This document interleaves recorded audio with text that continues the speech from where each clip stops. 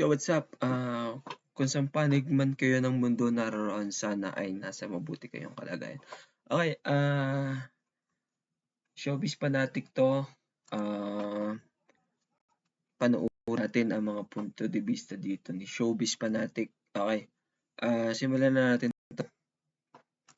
Ang itinatago, bakit takot na takot kang dumalo? Ito ang naging tanong ng taong bayan sa Marikina Representative. Ito po, matapos ipapatawag at ipinagpapaliwanag ng Korte Suprema si Kimbo. Ayan, nataranta siya at natatakot. Ngayon, okay, diretso natin to.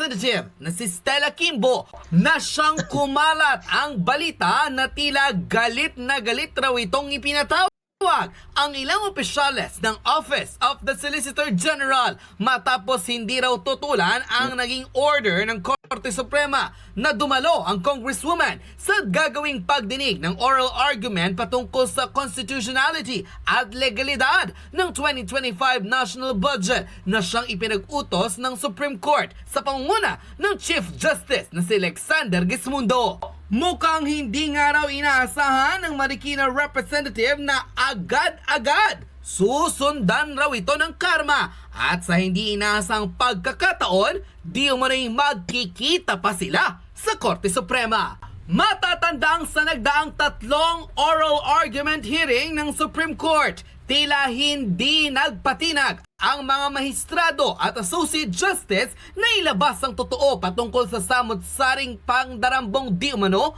ng mga nasa gobyerno.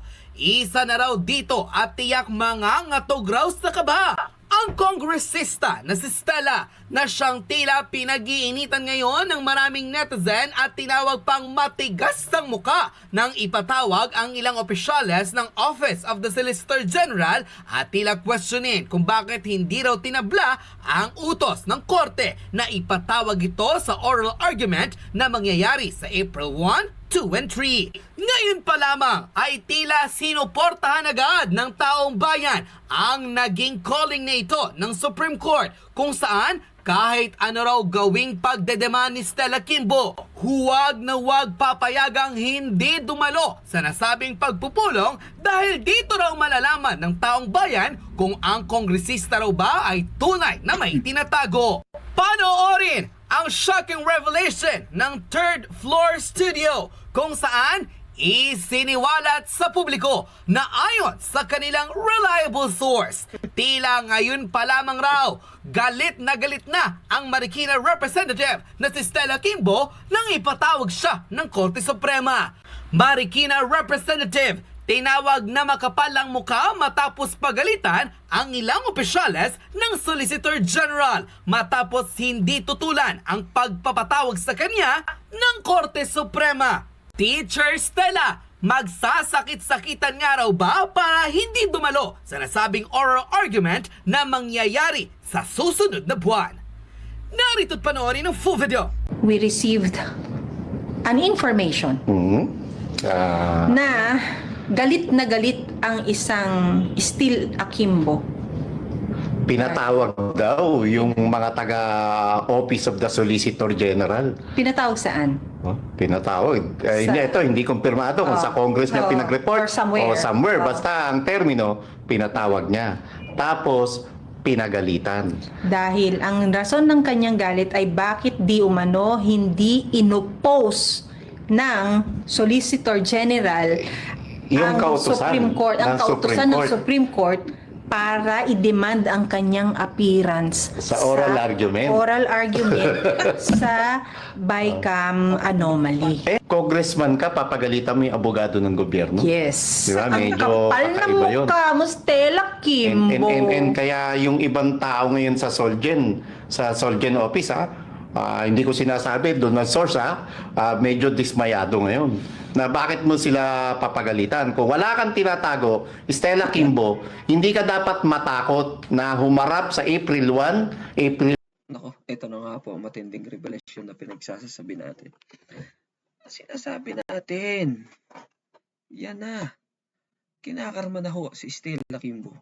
Ay, diretso natin. 2 at saka April 3 na oral argument sa Supreme Court sa Baguio City. Eto patanong lang naming ito, Tono.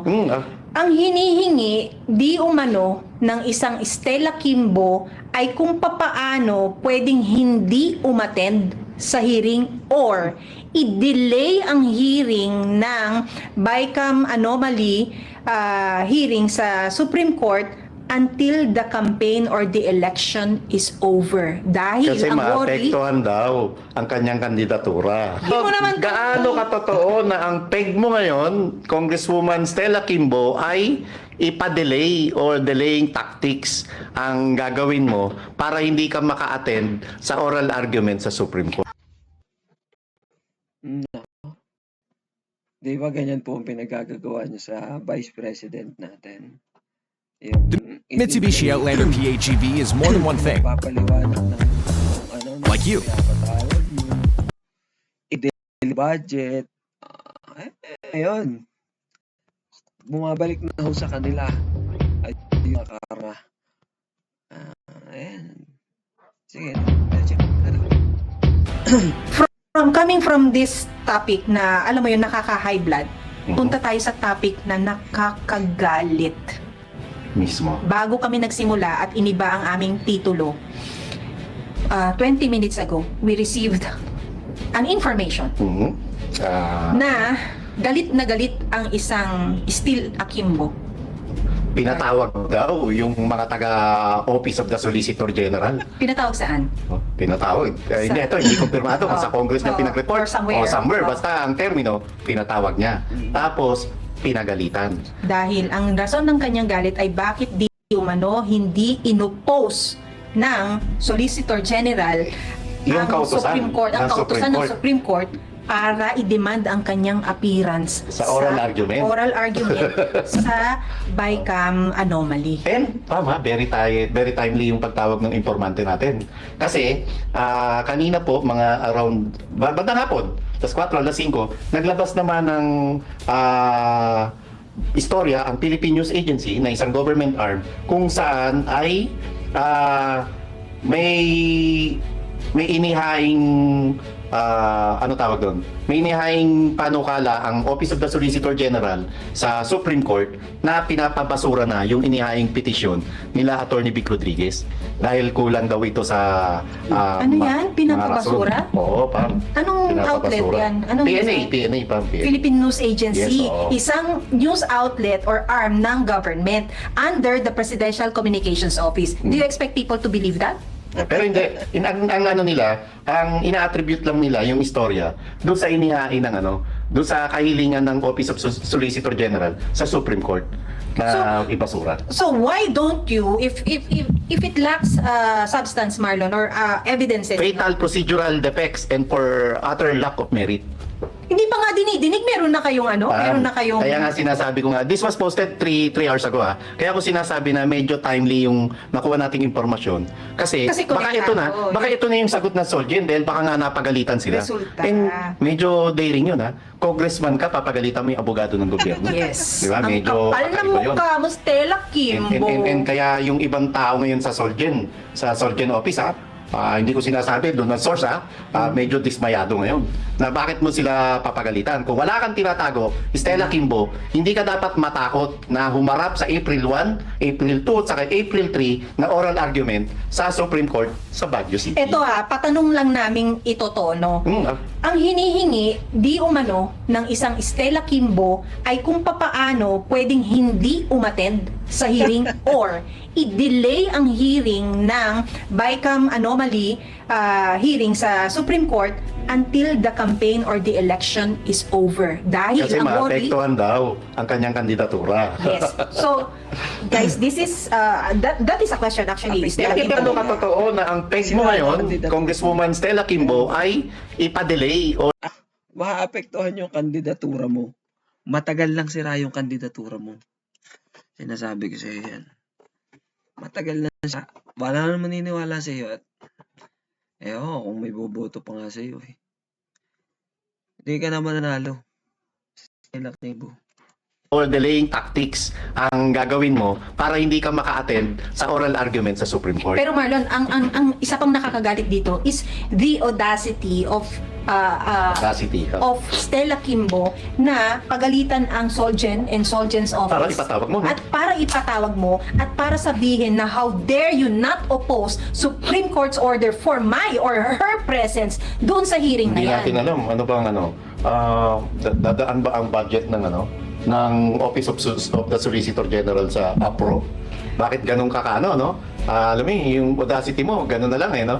Na Ano ba Tagalog ng yung apog mo? yung apog mo. ganun nga katapang yung mo, 'di ba? Yung kapal mo. Yung kapal, yung apog, yung kapal ng apog mo, yung buwisit na walang hiya ka. The Canadian Dental Care Plan, or CDCP, is a publicly funded benefit introduced in May 2024. Nakakainis ka. Ballpen nga yung mikropono. Mikropono yung ko eh.